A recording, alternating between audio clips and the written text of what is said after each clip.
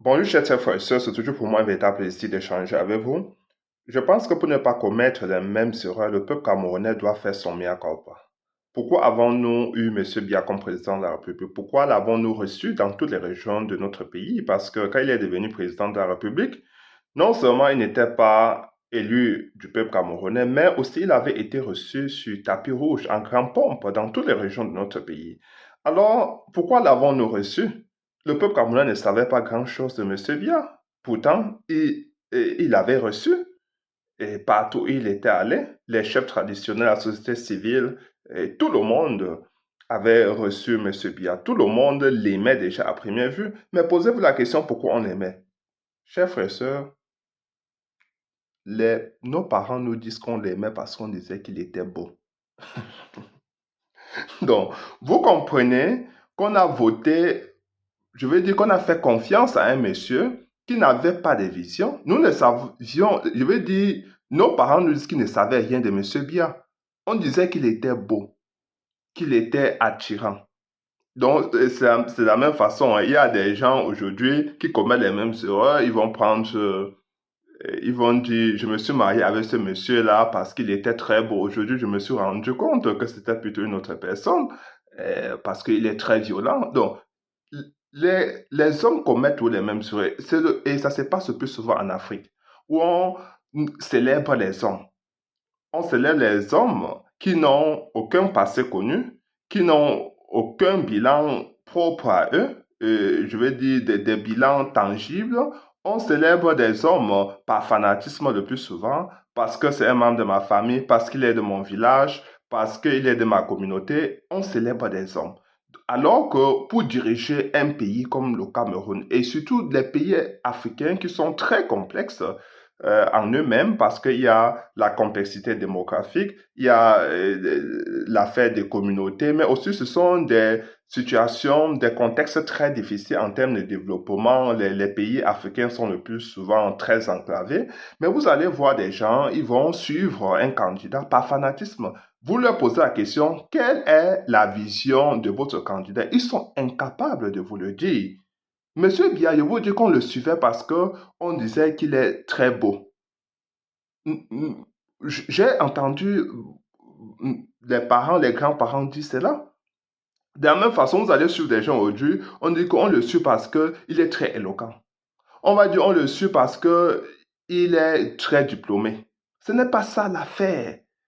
Pour être président de la République, il faut des compétences avérées. Il faut que le candidat ait déroulé son programme de gouvernance, un programme chiffré, viable. Il faut que le candidat soit proche des Camerounais, c'est-à-dire il faut que le candidat incarne une certaine probité morale, mais surtout un certain patriotisme, mais surtout, je voudrais dire, un certain humanisme. C'est ça la question, parce que nous ne pouvons pas nous fourvoyer, continuer à commettre les mêmes erreurs. En réalité, nous avons sous la main le professeur Mons. Comme tous les gens vont me dire, vous êtes en train de célébrer un homme. Non, on célèbre sa vision. C'est une idéologie. Et lui-même, il avait dit que même si je ne deviens pas président de la République, et ça ne me fait absolument rien du moment où j'ai pu imposer mes idées à la société camerounaise. Si j'ai laissé quelque chose à la postérité, à la jeunesse, alors j'en serais très fier parce que, vous savez, changer une société, c'est très difficile, changer les mentalités. Comme j'ai toujours dit, même sans M. Biya, il faudrait un changement de paradigme au Cameroun. Sous le professeur Moscamte, il nous dit que personne ne sera laissé au bord du chemin. Ça, c'est déjà une mentalité que nous devrons inculquer dès maintenant. Je veux dire que les handicapés ne devront pas être laissés au bord du chemin. Les personnes âgées, des personnes en difficulté devront être prises en considération. Ça, c'est déjà une vision en soi-même. Quand on nous dit que les personnes qui n'ont pas eu de chance d'aller à l'école seront prises en considération, tout le monde devra contribuer à la construction nationale. Ça veut dire que c'est déjà une idéologie. Tous les autres qui ont des idéologies, c'est toujours le communautarisme. C'est-à-dire qu'ils veulent s'appuyer sur des communautés. Alors que le professeur Mos, quand on pense à une constitution nationale, un vivre ensemble commun. pense à la fraternité républicaine. C'est tout autre chose. Ne mélangeons pas les patates et les choux. Vraiment, ne confondons pas des choses. Le professeur Moussa a une vision claire de notre pays. Sous M. Biya, les Camerounais sont de plus en plus appauvris. Il y a eu, je veux dire, séparation claire des classes sociales. Vous avez les plus pauvres qui sont en bas et vous avez les plus riches en haut. Et donc, c'est déjà cette fragmentation qui a fait que le vivre ensemble aujourd'hui soit totalement cassé parce qu'il y a eu une, un partage inéquitable des ressources de notre pays.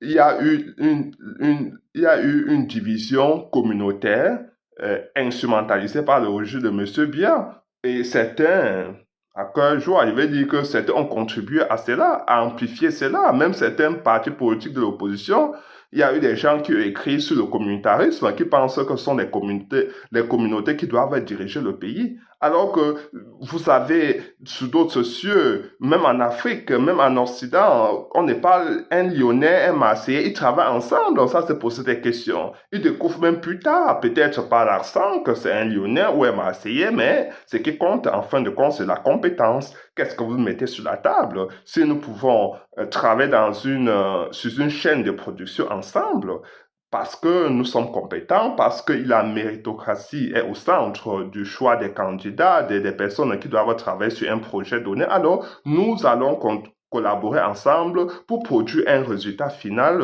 qui sera un avancement pour le pays. Pour industrialiser le Cameroun, nous avons besoin de tous les Camerounais, chacun selon son expertise, chacun devra y contribuer. C'est ça la vision du professeur Maurice Kamto. Ce n'est pas de la magie, chef et soeur. Je vous fais écouter tout de suite l'homme, Maurice Kamto, son idéologie, pour que tous les Camerounais sachent qu'on ne suit pas le professeur Maurice Kamto parce qu'il est intellectuel, parce que nous suivons l'homme. En quelque sorte, non, c'est pas lui, c'est sa vision, c'est son idéologie que nous suivons. Ce n'est pas autre chose. Beaucoup de personnes n'aiment pas le professeur Maurice Kamto. Mais ils suivent le professeur Maurice Kamto pour sa vision, pour ce qu'il incarne, pour ce qu'il voudrait implémenter au Cameroun, pour changer au quotidien de tout le monde, pour cette construction nationale, pour le fait qu'il ne regarde pas son frère ou sa soeur avec des a priori, avec des préjugés. Non, il regarde son frère comme être humain avec qui il doit travailler ensemble pour construire le Cameroun, pour le développer et surtout pour le hisser à la place qu'il mérite, pour le faire rayonner à l'échelle internationale. C'est ça la vision du professeur Maurice Kamto, rien d'autre, chers frères et sœurs. Je vous fais écouter son idéologie pour que ça soit bien clair pour tout le monde. L'idéologie fondamentale de votre parti, c'est le social-libéralisme oui. que vous prenez derrière. Alors ce social-libéralisme, qu'est-ce qu'on met dedans précisément? Le social-libéralisme est la synthèse des deux grands courants idéologiques qui, j'allais dire, traversent l'histoire politique presque de l'humanité. Vous avez toujours eu le courant de gauche, courant social, avec sa dimension communiste, parfois anarchiste à la marge du communiste, puis socialiste et social-démocrate. Et vous avez toujours eu le libéralisme avec le conservatisme le plus absolu jusqu'au libéralisme et au néolibéralisme. Et au fond, nous sommes arrivés à un moment de l'histoire des sociétés humaines où il y a, j'allais dire, une intersection entre les deux courants idéologiques. C'est ce que nous avons essayé de faire. Le social-libéralisme, c'est une idéologie qui met l'accent sur l'initiative individuelle. Il faut laisser les talents éclore. Il faut laisser chaque individu aller au maximum de ses possibilités parce que c'est cela qui crée la richesse. Donc, talent individuel, initiative privée importante du secteur privé. Mais en même temps, une fois qu'on fait cela, dans le libéralisme, une fois que vous faites cela, tout le fruit de votre travail, le résultat, le profit que vous pouvez dégager, c'est à vous et à vous uniquement. Vous le mettez dans votre poche. Dans le courant socialiste, on distribue, on partage à tout le monde, de manière équitable, à la communauté. Mais généralement aussi sans savoir parfois qui produit. Et donc nous disons, la dimension libérale va permettre la libération des énergies, la création de la richesse, et la dimension sociale, c'est la fonction de redistribution qu'assure l'État d'ailleurs, de façon à ce qu'aucun Camerounais ne soit laissé au bord du chemin. C'est la combinaison donc de ces deux courants.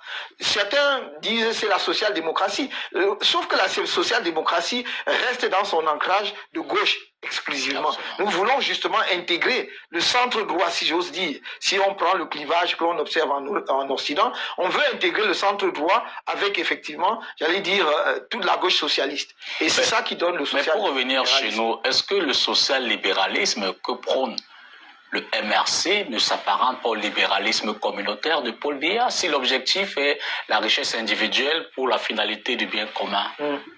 Non, moi je ne sais pas ce que vous avez pu trouver dans le libéralisme communautaire qui s'apparente à ce que que je viens de vous présenter, ce que nous présentons. Social n'est pas communautaire. Absolument. Et c'est là toute la différence. Vous faites le libéralisme communautaire, donc déjà vous mettez dès le départ l'accent sur les communautés. Et donc même la dimension tribale ou tribaliste dont nous parlions est déjà sous-jacente. Moi, je mets l'accent sur les citoyens camerounais, citoyens agents de production, mais citoyens qui participent au partage du fruit de la production. Et je ne vise pas des communautés, je vise des citoyens. Et c'est toute la différence déjà, au niveau même conceptuel, entre le libéralisme communautaire et le social-libéralisme. Alors, dans votre logique, donc, vous allez amoindrir, vous envisagez amoindrir l'action de l'État dans votre idéologie. Nous amoindrissons l'action de l'État. Enfin, amoindrir, c'est comme par rapport à quelque chose. Je crois Absolument. à l'heure actuelle, l'action de l'État... À la propriété privée. Oui, non, je veux dire, à l'heure actuelle, l'action de l'État n'est pas prépondérante. Je veux dire, en termes de production.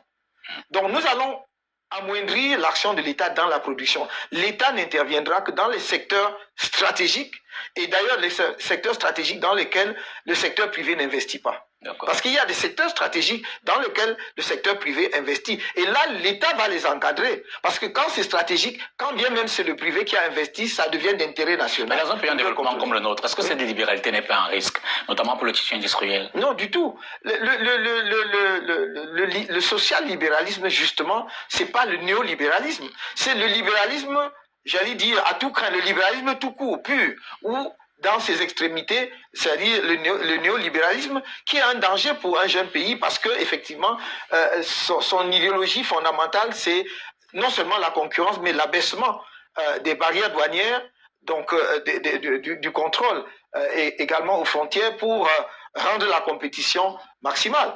Vous savez, le libéralisme est fondé sur cette fameuse théorie de la main invisible, où il y aurait justement une main invisible qui assure l'égalité de la compétition et permet justement que les équilibres se fassent d'elles-mêmes. Nous n'y croyons pas. C'est pour cela que nous disons social-libéralisme. Donc, on va libérer les initiatives individuelles.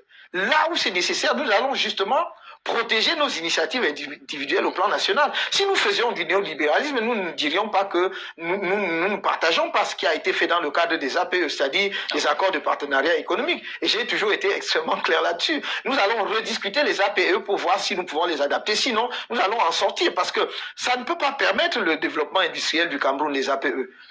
Plus vous abaissez les barrières douanières jusqu'au niveau zéro, enfin au niveau le plus bas, 5%, même 10%, plus vous créez justement des trous d'air, c'est-à-dire qui va aspirer les produits importés en provenance de l'extérieur, qui vont faire la concurrence à un jeune tissu industriel qui ne s'est pas encore musclé et qui ne peut pas supporter la concurrence avec des entreprises qui sont là depuis 30 ans, 40 ans, 50 ans. Voyez-vous, tous les pays émergents, je prends juste ça pour illustrer mon propos. Un pays que tout le monde célèbre aujourd'hui, la Chine, au cours des 30 dernières années qui ont précédé l'émergence sur la scène économique mondiale de la Chine, j'allais dire, personne ne savait ce qui s'y passait, parce que la Chine apparaissait comme un pays fermé. En réalité, c'est à ce moment-là qu'ils ont jeté les bases de leur industrialisation et pour se donner les moyens de participer à la compétition internationale. C'est à partir, après la mort de Mao, lorsque Deng Xiaoping a repris le pouvoir, qu'il a créé les 6 zones de développement économique spécial. Ils aspiraient la technologie et les capitaux chinois, y compris les Chinois de la diaspora, venaient leur permettre de créer ces entreprises. ces entreprises sont installées, ils ont appris, ils ont d'abord copié et recopié ce que faisaient les autres, ils ont appris, ils ont amélioré et ils ont ouvert dès lors qu'ils étaient prêts parce que leurs entreprises étaient prêtes à faire la compétition internationale. C'est ce qu'il faut faire. Mais sur le plan du droit du travail, comment peut-on prôner le libéralisme et garantir les meilleures conditions aux travailleurs? Par exemple, quand on sait que les relations employeur-employé sont guidées par l'allégorie de David et Goliath souvent. Non, je crois que ça c'est quelque chose qui est lié à l'histoire industrielle de l'Europe, où chaque conquête sociale était une bataille entre les ouvriers et le patronat. Mais je crois qu'au XXIe siècle, tout le monde comprend que c'est à la fois le patron et les ouvriers qui font l'entreprise et qu'il n'y a pas d'entreprise sans ouvriers, tout comme il n'y a pas d'entreprise sans patron. Donc, un patron qui veut que ses affaires marchent bien, prospèrent, que son entreprise se développe, doit bien soigner ses ouvriers parce que ce sont eux qui produisent. Je pense que nous devons dépasser justement ce vieux débat du 19e siècle et de la première moitié du 20e siècle en Europe pour faire comprendre, et je crois qu'une bonne partie, au moins les employeurs camerounais le comprennent bien, qu'il faut bien traiter l'ouvrier si on veut justement que l'entreprise se développe. Ça c'est le principe, mais qu'est-ce que vous y mettez là? Il faut bien traiter. C'est quoi vos propositions? Premièrement, il faut revoir le SMIC. Il faut commencer par là. Et nous avons dit, nous démarrons dès la première année avec un SMIC à 55 000 francs. Et c'est un montant qui va progresser au cours du mandat en fonction des performances économiques.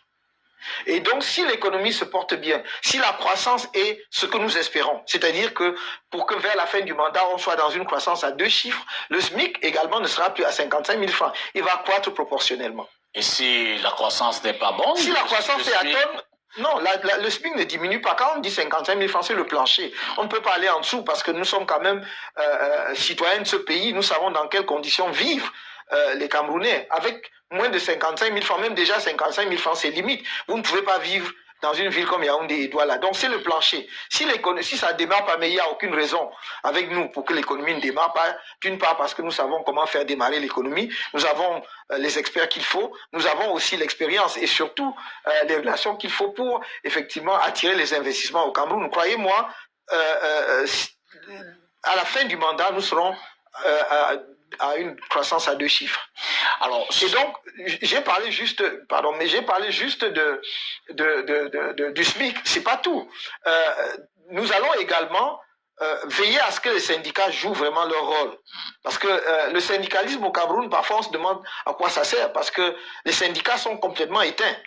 Il faut considérer les syndicats comme étant des partenaires sociaux qui effectivement remontent auprès du patronat comme auprès de l'État les préoccupations de la base ouvrière qui en fait qui sont les agents du développement économique. Donc on va veiller à ce que il y ait une vitalité du mouvement syndical. Mais troisièmement, il y a un volet auquel je tiens beaucoup.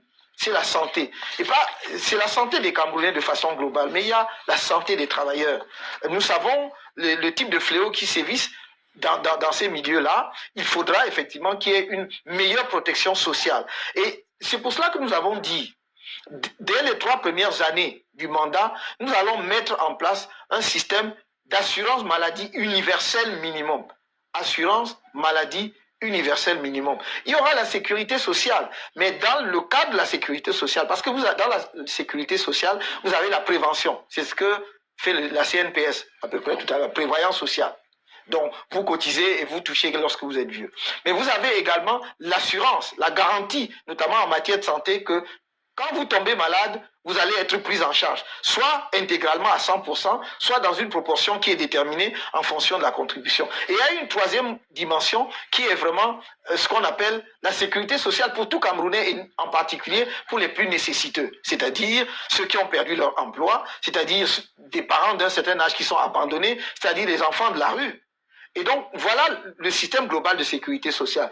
Pour l'instant, je parle donc de l'assurance maladie. Les 3 premières années, l'assurance maladie universelle minimum, c'est-à-dire quoi? À l'heure actuelle, les seuls qui bénéficient d'un petit avantage en matière de soins de santé, ce sont ceux qui sont fonctionnaires, disons agents de l'État ou les employés du secteur privé déclarés à la CNPS. Si vous allez faire une consultation, on peut baisser le prix de la consultation ou le prix de l'examen en laboratoire. Et donc, sur les 25 millions d'habitants que nous sommes, il y a peut-être 2 millions de gens qui profitent de cela. Nous voulons demain que les 25 millions de Camerounais aient une assurance maladie universelle gratuite, c'est-à-dire pour toutes les maladies de base, paludisme, choléra, méningite, toutes ces affections courantes, tout Camerounais malade doit pouvoir se rendre à l'hôpital, être consulté. Si on diagnostique que c'est le paludisme, il doit aller à la pharmacie de l'hôpital, trouver le traitement gratuit et aller se soigner chez lui. On est capable de financer cela. Maintenant, après les maladies complexes qui nécessitent justement des prestations particulières, oui, il peut y avoir des complémentaires maladies ou bien le système global de sécurité sociale qu'on va mettre en place. Et donc, ça aussi, les ouvriers ou les travailleurs vont en bénéficier, je crois, et ils n'en bénéficient pas aujourd'hui. Et enfin, toujours sur le plan social, mais je sais qu'on n'a pas le temps d'aller dans le détail, nous allons mettre en place un fonds de solidarité nationale. La contribution sera obligatoire, mais ce sera de très faibles contributions. Mais comme ça va impliquer le maximum de Camerounais, les moyens seront importants pour que nous ne laissions plus dans nos rues nos parents âgés. Est-ce que je ne sais pas si vous en croisez ici à Douala, mais moi j'en ai vu à Yaoundé, des parents d'un certain âge qui cherchent leur pitance quotidienne, c'est-à-dire leur nourriture, dans les poubelles. J'aurais jamais cru que je verrais ça dans mon pays, en Afrique, de mes yeux avant de mourir. Je ne parle même pas des enfants de la rue qui n'ont rien à manger. Et les jeunes filles qui attrapent des grossesses précoces, qui sont abandonnées. À l'heure actuelle au Cameroun, il n'y a que quelques structures des confessions religieuses, c'est-à-dire structures missionnaires, qui s'occupent, qui encadrent ces enfants. Est-ce que parce que une de nos enfants à 15 ans, 16 ans a commis une erreur, a attrapé une grossesse, qu'elle est perdue à jamais? Non, on doit avoir des dons de structures d'encadrement. Et donc ce fonds de solidarité sociale va nous permettre de mettre en place des structures qui vont les recueillir, en tout cas, soit les recueillir dans un lieu pour les enfants abandonnés ou les parents abandonnés, soit pour les jeunes filles qui sont encore chez eux mais qui ont eu un enfant précoce, de les encadrer pour les remettre dans le circuit scolaire ou bien pour les former, pour les remettre dans une activité. Tu vois bien qu'on parlait du fonds. Bon, chers frères et sœurs, vous venez là d'écouter le professeur Maurice Kamto. Il a parlé de la solidarité. Ça veut dire quand il y a des inondations dans le nord-ouest et du sud-ouest, je vais dire la guerre dans les nord-ouest et du sud-ouest, quand il y a des inondations dans le grand nord de notre pays, cela devra concerner tous les Camerounais.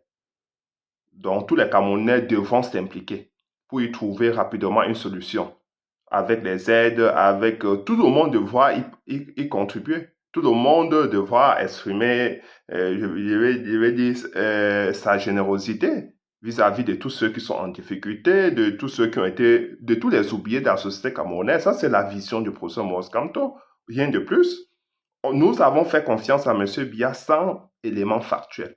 Si on vous demande quelle était la vision de M. Biya, qu'il a cédé au pouvoir, personne ne peut vous dire.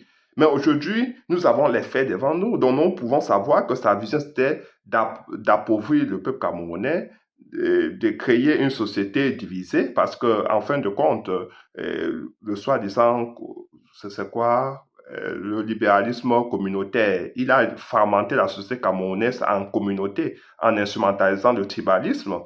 C'est la pauvreté ambiante, c'est la corruption, c'est la gabegie financière. C'est tout ce qui a été, je veux dire, le bilan de M. Biya. Il n'y a rien de bon qui puisse sortir de là. Et l'insécurité galopante alors qui prévaut dans nos villes, manque d'infrastructures de base, comme les hôpitaux, les routes, nous n'en avons pas. Ça, c'est ce que M. Biya nous laisse. Ça, c'est son bilan. Et nous lui avons fait confiance. Partout où il allait, les Camerounais l'ont aimé. Mais voilà ce qu'il nous laisse. En 2018, il se savait être incapable de continuer à diriger les Camerounais. Mais il a quand même voulu être président de la République, continuer ainsi avec sa manière de faire son mode de gouvernance qui n'est plus dans la dynamique de l'heure. Le monde va très vite. Je vais dire la globalisation, la mondialisation, comme on dit souvent, ce n'est pas l'affaire des gens des années 20. Le monde va très vite aujourd'hui, c'est-à-dire qu'il faut se mettre à jour très rapidement. Il faut être proactif, il faut être dynamique, comme l'est le professeur Maurice Kamto. Aujourd'hui, pour être président de la République en Afrique, il faut être un véritable chef chantier, comme le sera le professeur Maurice Kamto. Il dit que nous devons nous souder les coudes chaque fois. Nous devons accompagner les plus faibles, parler pour ceux qui n'en ont pas la possibilité de pouvoir s'exprimer, être la voix des sans-voix. C'est ça, le professeur Maurice Kamto. Personne ne sera laissé au bord du chemin. Quand il nous parle que tout le monde dans la société devra être pris en considération, même ceux qui n'ont pas la chance d'aller à l'école, il devra créer un cadre pour que tout le monde puisse avoir un métier, c'est-à-dire euh, faire une petite formation d'une courte durée de maxi 18 mois et puis se mettre au service de son pays. Et c'est ça le professeur Maurice Kamto. Libérer les énergies pour que les Camerounais puissent laisser éclore leur talent. Voilà la vision de l'homme. Nous ne célébrons pas l'homme, mais nous exaltons ses idées. Ce qu'il veut mettre en place au Cameroun pour changer la vie de tout le monde. Sans division, sans discrimination, ensemble. Voilà l'homme. Celui qui veut rassembler tout le monde pour que nous puissions ensemble redresser notre pays, redressement social, redressement économique, redressement politique. Nous devons, à travers cela, nous réconcilier pour devenir un vrai peuple, un peuple capable de faire rayonner le Cameroun partout où il est, capable de faire découler notre pays économiquement, politiquement, capable de nous confronter aux autres nations, capable de vaincre, je vais dire, d'être compétitif à l'échelle internationale, c'est ça. C'est-à-dire que si nous voulons sortir victorieux de la compétition internationale qui prévaut aujourd'hui, nous devons être à l'ordre du jour. Nous devons nous réconcilier, devenir un peuple, construire des infrastructures dans notre pays. Et tout cela avec l'ensemble du peuple camerounais parce que ni une communauté, ni un parti politique, ni un homme fort ou courageux ne peut le faire tout seul. C'est tout simplement impossible. C'est-à-dire que même si nous ne nous aimons pas, nous sommes obligés d'être ensemble, de nous respecter et de contribuer à la construction nationale. Nous sommes obligés si nous voulons que notre pays soit ici au plus haut. C'est ça, la vision du professeur Maurice Kamto. Tous les Camerounais devront contribuer à la construction nationale. Chers frères et sœurs, partagez ma séance cette vidéo et surtout abonnez-vous. Ciao.